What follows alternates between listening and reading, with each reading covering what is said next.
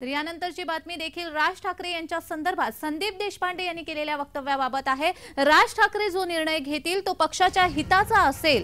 बाळा नांदगावकर दिल्लीमध्ये गेलेत तर आनंदच होईल अशी प्रतिक्रिया संदीप देशपांडे यांनी व्यक्त केलेली आहे। राज ठाकरे यांच्या दिल्ली दौऱ्यावर संदीप देशपांडे यांनी प्रतिक्रिया दिली आहे।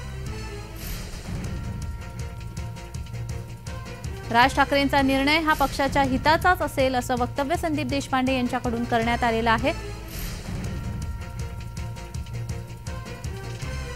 तर बाळा नांदगावकर दिल्लीमध्ये गेले तर आनंदच होईल असं देखील त्यांनी म्हटलंय। राज ठाकरे यांच्या दिल्ली दौऱ्यावर संदीप देशपांडे यांनी प्रतिक्रिया दिलेली आहे।